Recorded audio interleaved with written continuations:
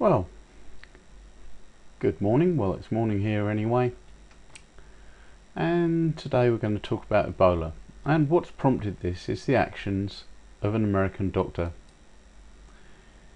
Here he is. He put on a complete hazmat suit.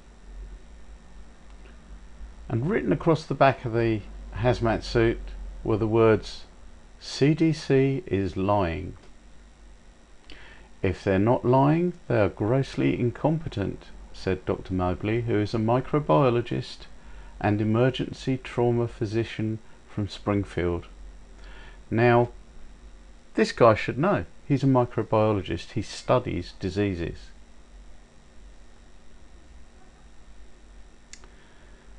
Obviously, CDC aren't saying anything.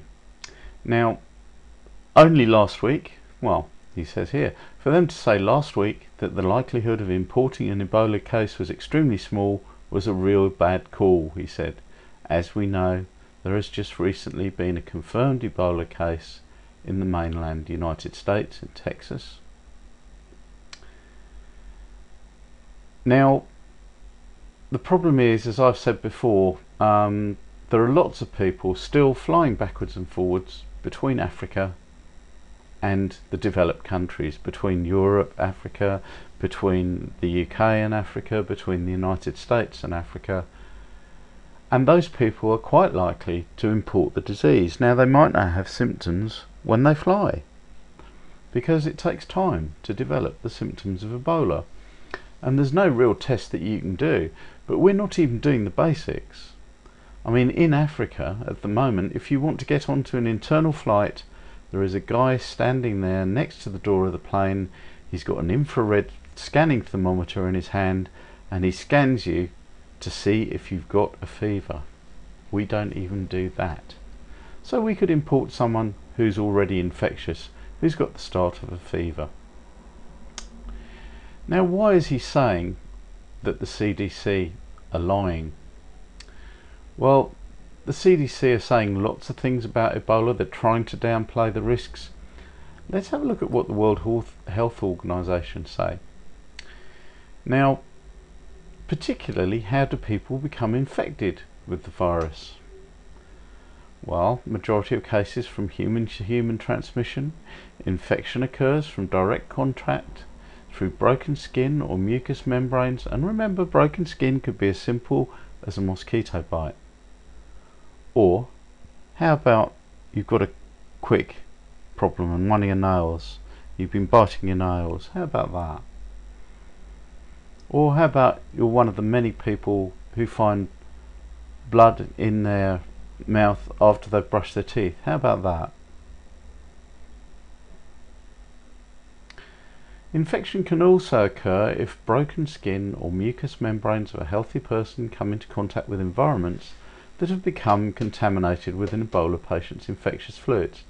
Well, here they give examples such as soiled clothing, bed linen or used needle. Well, those are pretty obvious, and you're not likely to do that.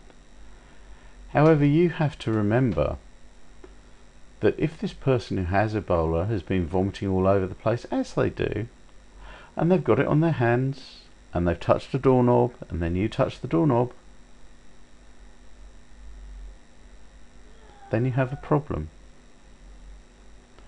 And you can imagine if someone has used it, if someone with Ebola has used the toilet on an airline, for example, they've been sick somewhere in there, that whole toilet is probably a hazardous zone. And this is if it's not airborne. Now, there's a bit of controversy here about whether Ebola is actually airborne. And World Health Organization, CDC, are backpedaling like mad and saying, oh no, of course it's not airborne and these are the things you need to do. But more than 100 healthcare workers have been exposed to the virus while caring for Ebola patients.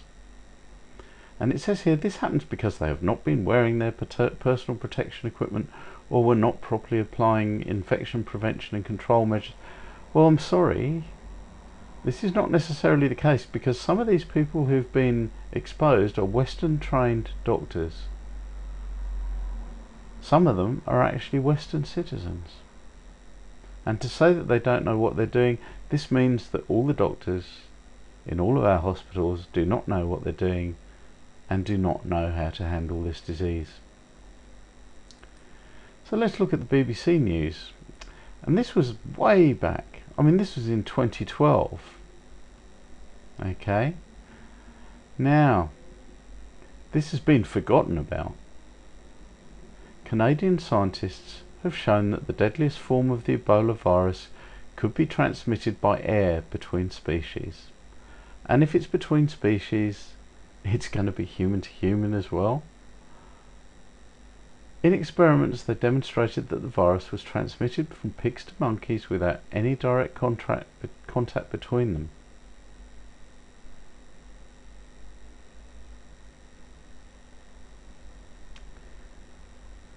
Now, people have been carefully avoiding doing this experiment, but I think someone should do it with the current outbreak. Now, this chart here is well out of date now, because we're now in October and we've got 20,000 deaths, not cases. This is projected cases.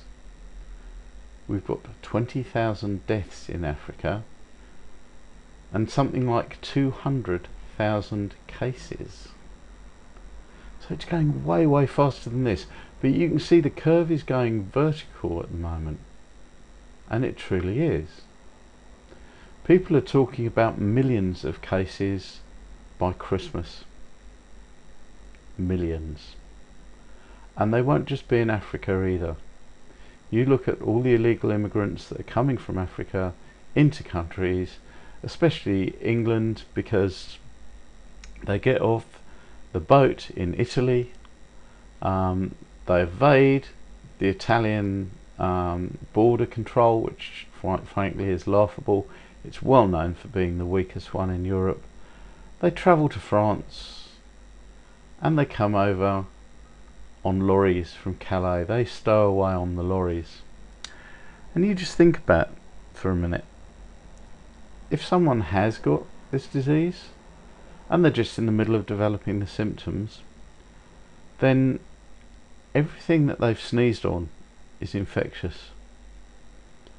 Everything that they've vomited on is infectious. Everywhere they've been to the toilet, out in the woods or behind bushes or wherever, is infectious. So do we really think this disease isn't going to spread into the West and into the UK? And let me just tell you something about the UK. And this will come as a shock for many of you. I'm going to go to Google now.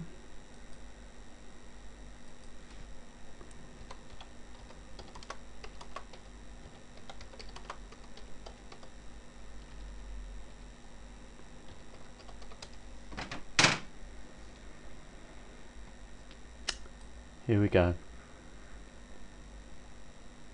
UK's only Ebola virus isolation unit, because you need negative pressure. That is to say, you need to make sure no air comes out of the unit to the outside. We only have 2 Ebola-proof hospital beds. 2. In a country of millions. There is only 1 operational high secure infectious diseases unit in the UK at the Royal Free Hospital in London.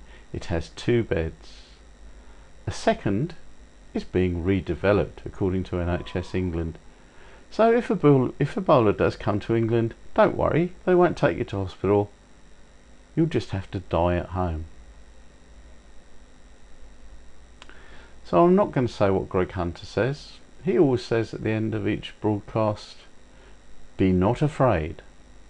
I'm going to tell you, you should be damn well afraid. You should be pressuring the government to do something about this. It's really, really bad news. Sorry about that. Anyway, if you think my videos are useful, please like, subscribe, and of course share. Thank you very much.